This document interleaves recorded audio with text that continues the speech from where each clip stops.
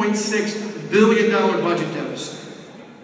I'm proud to tell you here today, not only is the budget balanced, we have a surplus, and for the first time ever in 2 consecutive years, we're now able to set money aside in the rainy day fund. That's something that hasn't happened in the past, and with our good fiscal stewardship, we're able to do it again now. We balanced a $3.6 billion budget deficit without raising taxes, without massive layoffs, without cuts in things like Medicaid.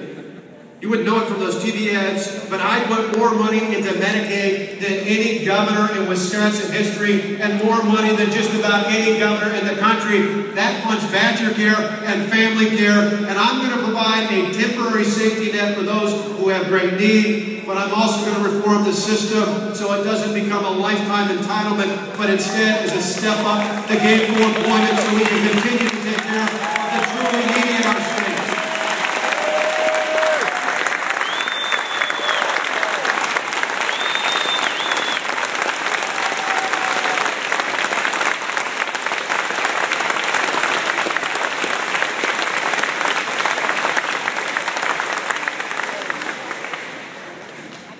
We balanced the $3.6 billion budget deficit without raising taxes, without massive layoffs, without cuts in things like Medicaid, and without using the budget tricks that Jim Doyle and the Democrats used in the past that got us into trouble in the first place.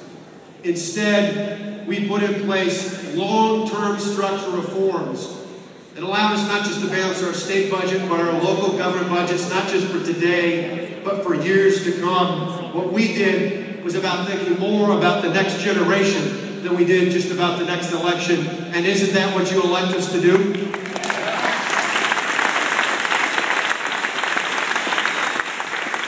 Our reforms allowed us to provide savings of more than $1 billion to the hardworking taxpayers of this state. It's why for the first time in 12 years, property taxes on a median value home have gone down. If you elect me as governor again on June 5th, I'll continue to fight to keep property taxes down for retired couples, for working families, for new startups, and for small businesses so we can move Wisconsin forward.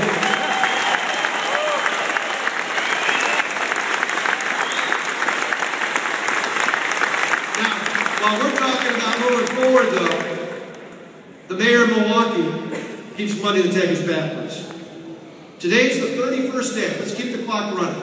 The 31st day since the mayor of Milwaukee was asked, since this election's all about undoing the past 15 months, the obvious question is, if you want to undo the past, what would you do?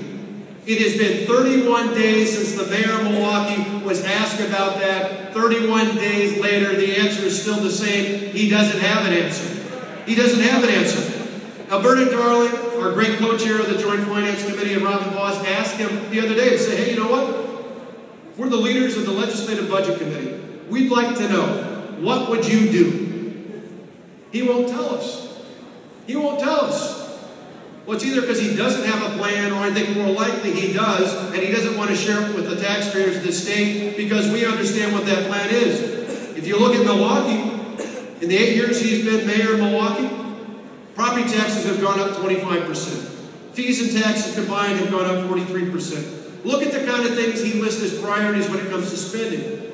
He wants to spend $100 million on a trolley for the city of Milwaukee. That's the kind of reckless spending that led Wisconsin into a $3.6 billion budget deficit. That kind of spending takes us backwards, but you know what, Mr. Mayor? We don't want to go backwards. We want to go forward. We want to go forward in the state, and that's exactly where we're going to go with your help.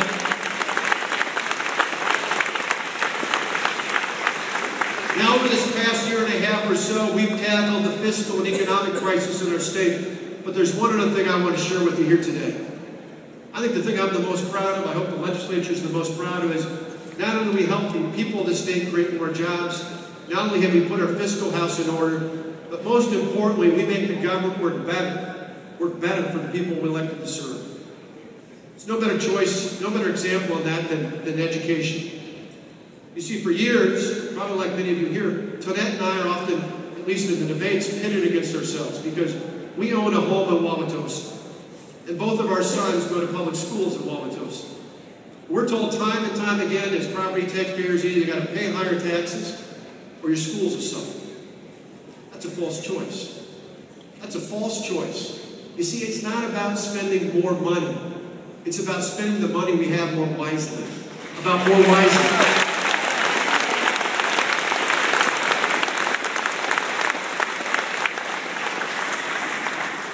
I'll give you one great example of that.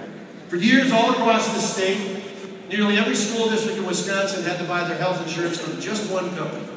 A company that just happened to be affiliated with the teachers union. Well, because of our reforms, school districts now don't have to do that anymore. They can bid out their health insurance. That has allowed them to save tens of those dollars. Heck, even just the other day, the small town I grew up in, Delavan School District, saved $970,000 in a small school district over the next 2 years. School districts all across the state have saved tens of millions of dollars. That's money that goes right back into the classroom. We are the party that's pro-education because we want money in the classroom, not in the bureaucratic overhead. We are the ones fighting for education. We are the ones who care about our children. We are the ones who want an investment that really matters.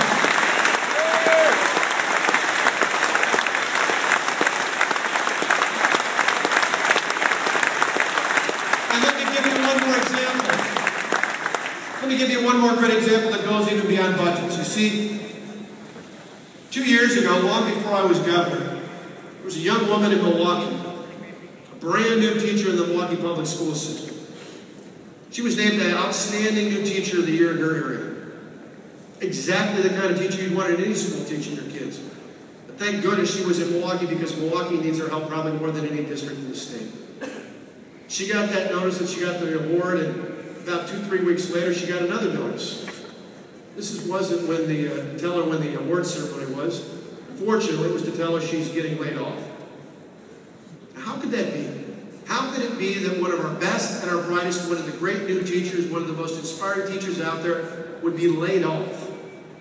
Well, under the old system of collective bargaining, last hired, first fired, last in, first out. One of the great things we need to share with our friends and family and our neighbors and folks that our kids go to school with and their families, one of the things I think is least covered by the media, but probably one of the most important things out there, is the fact that our reforms allow schools to hire and fire based on merit, to pay based on performance. That means we can put the best and the brightest in our classrooms, and we can keep them there and pay them what they're worth, because great teachers are worth more, and we can pay them more.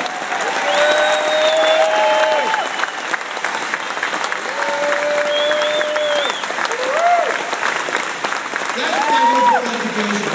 We want to pay great teachers. We want to pay great teachers more. We want to put more money in the classroom. You know, I was talking the other day to a superintendent from a small school district not long ago, and he was at a listening session about jobs, and he got up and he asked the last question, and he said, it's really not a question, it's a statement.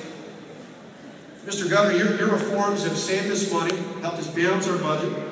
We hired more teachers.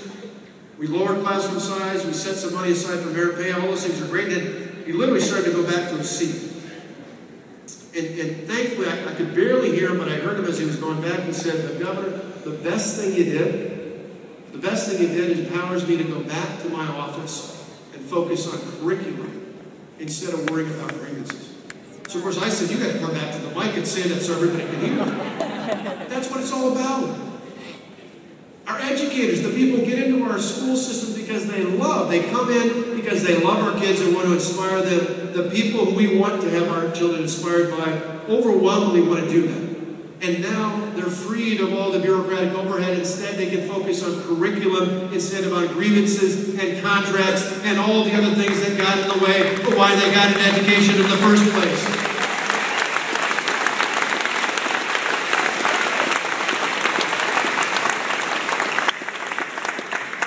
Now, unfortunately, the mayor of Milwaukee wants to go back to that old system. He wants to go back to the days when seniority and tenure trumped merit and performance. We don't want to go back to that. That's not just putting on doing reforms and help create a better environment for jobs. That's not just about undoing reforms that save us more than $1 billion. That's about undoing reforms that help us fundamentally make our schools and our local and state government work better. We don't want to go backwards. Where do we want to go? Forward. And that's what this is all about. For us, it's a clear choice. 3 weeks from Tuesday, the voters of this state will have a clear choice between do we want to go backwards or do we want to work together to move forward. 3 weeks from Tuesday, we'll have a choice about whether or not we go back to the days when a handful of special interests controlled things that happen in our state and in our local governments, or instead, do we choose to stand up and say, you know who should really be in charge? The hard-working taxpayers of this state. I'll pick the hard-working taxpayers each and every time. I love the signs I see around the state, I see here in this hall, but I particularly love them as I go around the state. Tonette and I have talked about this. Signs that say, we stand with Scott Walker. Well, you know what?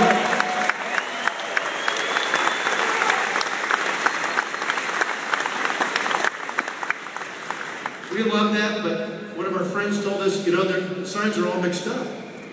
You see, instead of saying, we stand with Scott Walker, the sign should say, Scott Walker stands with you. Because I want to let you know, on June 5th, if you elect me again, I'll continue to stand with the hard-working taxpayers of Wisconsin and set aside the special interests.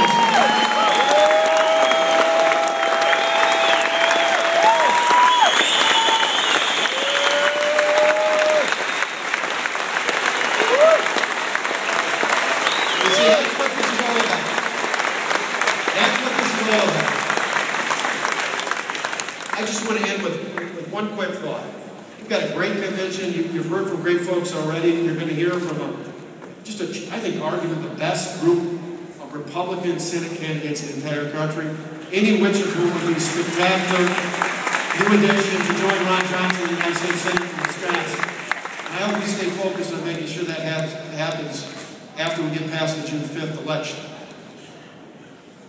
After we get past the June 5th election. So I need your help, not only for me, I need your help to make sure Rebecca Kleefisch comes back as our Lieutenant Governor, because she's done a fabulous job.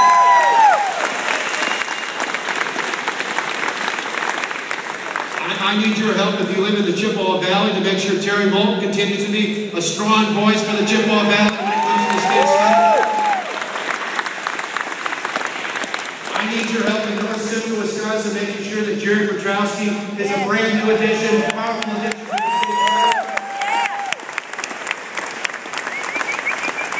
I need your help in Dodge County in that area, making sure that we send back a tremendous majority leader in the state Senate, Scott Fitzgerald.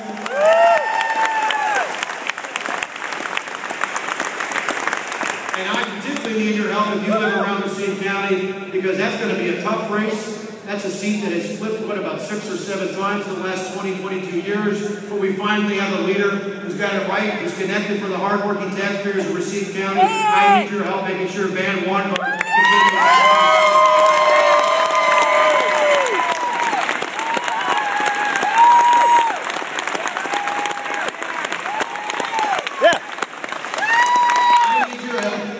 I need them on the doors, I need them on the phones, I need them everywhere. For the past 15 months, we've endured the kind of attacks that no one could even ever imagine of. Not just in this state, but in California or New York or Texas or anywhere else. We've never seen the kind of money and influence coming in from outside of our state going after me and the brave members of the Republican legislative majorities. Think about it. Last February and March, the out-of-state special interests poured millions of dollars trying to attack me and our reforms. Then they went after the state Supreme Court race. Then they went after 6 brave Republican state senators. Then they got involved in the recall movement itself. And for the past several months, they've been pouring millions and millions and millions of dollars into the state. And I would imagine over the next 3 weeks, they're going to pour money in attacking me like we've never seen in the state of Wisconsin. But we've got something that trumps that. We stand with the hardworking taxpayers of Wisconsin, and the hardworking taxpayers, I believe, sent a message on Tuesday, and I believe again on June 5th, they're going to send an equally powerful message that we want someone who stands with the taxpayers and not the powerful special interests.